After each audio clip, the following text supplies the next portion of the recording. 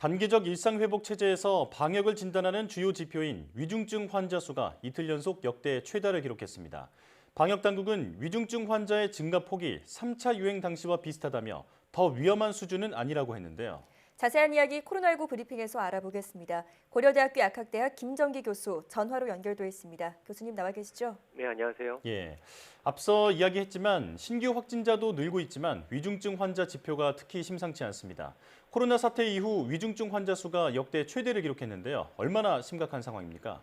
일단은 지표상으로 봐도 역대 최다라고 하는 부분은 상당히 우려스러운 부분이다 이렇게는 보고 있습니다. 예, 다만 그러니까 신규 확진자 규모 면에서 보면 당초에 대부분의 전문가들이 예견했던 것이 위드 코로나, 그러니까 단계적 일상 회복으로 전환을 하게 되면 급격하게 신규 확진자가 늘어날 거다 이렇게 예상을 했었거든요. 네.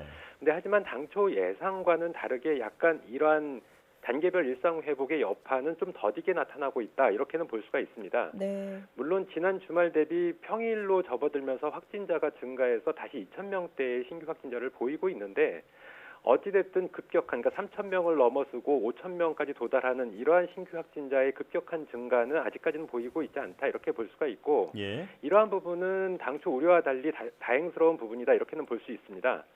다만 말씀하신 것처럼 위중증 환자 증가세가 가파른데요. 그러니까 지난 3차 유행 당시에 최고 위중증 환자 규모가 434명이었거든요. 예. 근데 어제는 26명만은 460명, 그리고 오늘 발표된 위중증 환자 수는 어제보다도 13명이 늘어서 473명을 보이고 있는데 일단 가장 중요한 부분이 지금 방역당국에서 단계별 일상 회복으로 전환을 하면서 지표로 기준으로 삼았던 게 중환자 병상 가동률입니다. 예. 근데 전국의 중환자 병상 가동률이 50%를 이미 넘어섰고요. 수도권만 보면 70%를 넘어섰기 때문에 이 당초에 방역 당국에서 그 단계적 일상 회복의 비상 조치, 이른바 서킷 브레이커의 발동 기준이 중환자 병상 가동률 75%거든요. 예. 근데 빠르게 다가서고 있다. 이러한 의미에서는 일단 아직까지 단계적 일상 회복의 여파로 신규 확진자가 크게 증가하고 있지 않은 상황에서 중환자 수가 늘어난다. 더군다나 서킷 브레이커의 기준점에 도달하고 있다라고 하는 부분은 상당히 우려스러운 부분이다라고 생각을 할 수 있고, 만약에 향후에 신규 확진자 규모가 이 위드 코로나의 여파가 본격적으로 반영되면서 크게 증가를 하게 되면 최악의 경우에는 12월 중에 서킷 브레이커가 발동될 가능성도 있지 않나 이렇게 생각을 하고 있습니다. 예. 네. 자, 방역 당국 역시 예상보다 빠르게 방역 지표들이 악화되고 있다 이렇게 인정을 하면서도 지금의 수치는 3차 대유행 때와 비슷하다 이렇게 밝혔습니다. 아직은 우리 의료 체계의 대응 여력이 남아 있다고 보시는 건가요? 일단 방역당국 발표대로 앞서 말씀드린 병상 가동률이라든가 아니면 감염 재생산 지수들 여러 가지 지표면에서 3차 유행 당시와 유사한 수준을 보이고는 있습니다. 예. 그렇다라고 해서 안심할 수 있느냐? 이 부분은 좀 다르게 생각을 하고 있는데요. 네. 일단 해외 사례, 대표적으로 싱가포르나 네덜란드 사례를 보면 위드 코로나로 전환하고 바로 즉각적으로 이 부분이 여파로 작용을 하고 있지는 않았거든요. 네. 본격적으로 반영되기 시작한 시점이 보통은 해외 사례에서 위드 코로나 전환 이후에 한 달여 만에 나타난다라고 볼 수가 있습니다. 네. 이렇게 보면 우리나라도 11월 1일 날 위드 코로나를 전환을 했기 때문에 빠르면 12월경부터 이른바 더블링 또는 트리플링 현상이 나타날 가능성이 있다라고 볼 수가 있고, 예. 이렇게 되면 현재 수준으로 볼 때 중환자 병상은 빠르게 소진될 가능성이 상당히 높다 이렇게는 볼 수가 있습니다. 예. 이런 거에 대비해서 실제로 보건당국에서 수도권 병상 확보를 위한 행정명령을 내린 바 있는데요. 그 규모 면으로 보면 중환자 병상은 한 250여 병상 정도밖에 안 되고, 이외에도 준중증 환자 치료 병상이라든가 아니면 중등증 환자 전담 병상 합쳐서 한 1,000여 병상 정도가 추가로 확보되는데, 모든 거를 종합적으로 보더라도 일단은 위드 코로나의 그 서킷 브레이커 기준 자체가 중환자 병상으로 되어 있고, 이렇게 되면 추가적으로 250여 병상을 확보를 했더라도 빠르게 소진될 가능성이 상당히 높다 이렇게는 보고 있습니다. 예. 네.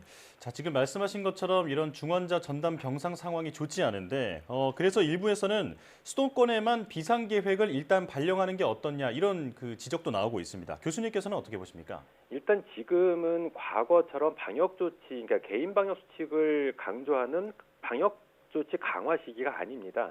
그러니까 현재는 단계별 일상 회복 시행 시기이기 때문에 기준점이 다르고요. 그러니까 예. 신규 확진자 규모로 보는 게 아니라 중환자 병상 가동률로 보고 있거든요. 그렇기 때문에 일단 수도권에서의 중환자 병상 가동률이 70%를 넘어섰다라고 해서 수도권만 비상계획, 즉 서킷 브레이커를 발동을 하게 되면 이 부분이 상당한 혼란으로 작용할 가능성이 있다라고 보고 있습니다. 네. 예. 왜냐하면 실제로 대부분의 이 병상, 그러니까 코로나19 병상들이 수도권에 집중되어 있는 현상이 있고 이러한 부분들이 점차 유행 상황이 악화되면 지자체로도 확대될 가능성이 있거든요.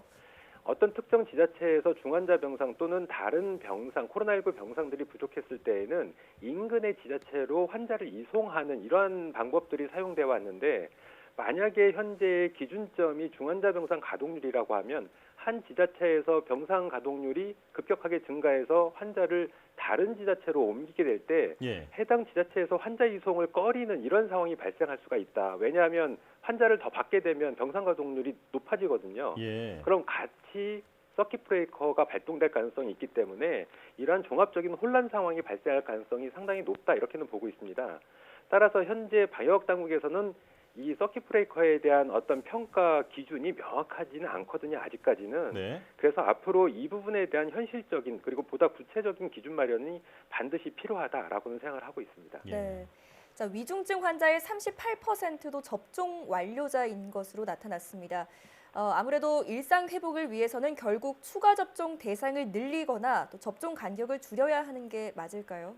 일단은 맞다라고 봅니다. 그러니까 결론부터 말씀드리면 당연히 추가 접종이 지금은 필요한 상황이다 이렇게 보고 있고 예. 현재는 6개월 접종 완료 이후에 6개월 이후부터 추가 접종이 들어가는 걸로 되어 있는데 이 부분을 빨리 앞당겨서 시행할 필요가 있다라고 보고 있습니다. 예. 어제도 말씀드린 것처럼 최근 2주간 신규 확진자의 48% 정도가 돌파 감염 사례고요.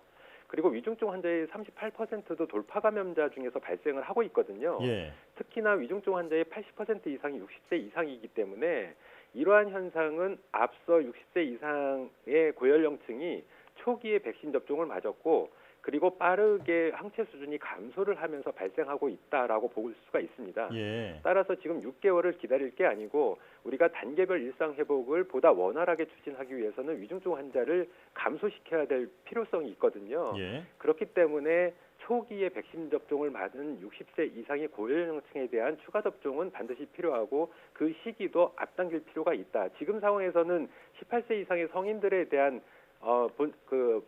접종이 거의 다 마무리가 된 상황이거든요. 그렇기 네. 때문에 빠르게 추가 접종 진행을 추진을 하면서 위중증 환자의 증가세를 낮춰줄 필요가 있다라고 생각을 하고 있습니다. 예.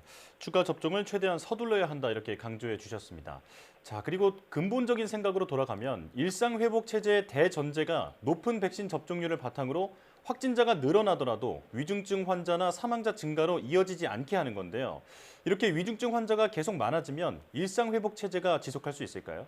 일단 앞서도 말씀드린 것처럼 단계별 일상 회복의 어떤 중요한 기준점이 중환자 병상의 가동률이고 중환자 병상의 가동률은 위중증 환자의 증가세랑 직접적으로 연결이 되어 있습니다. 예. 그렇기 때문에 지금 같은 상황, 즉 위중증 환자의 급속한 증가세가 지속이 된다라고 하면 향후에 바로 지금 1단계 단계별 일상회복 조치를 시행하고 있는데 2단계 전환이 어려울 수 있다 이렇게 볼 수가 있습니다. 예. 그렇기 때문에 위중증 환자 관리는 필수적이다 이렇게 생각을 하고 있고 앞서 말씀드린 것처럼 그러기 위해서는 지금 현재 위중증 환자의 80% 이상을 차지하고 있는 60세 이상의 고연령층에 대한 추가 접종은 반드시 필요하다. 그래서 이 부분에 대한 어떤 신속한 방향 전환이 필요하지 않을까 이렇게 생각을 하고 있습니다. 네, 안전한 일상 회복을 위해서는 위중증 환자 관리가 중요하겠습니다.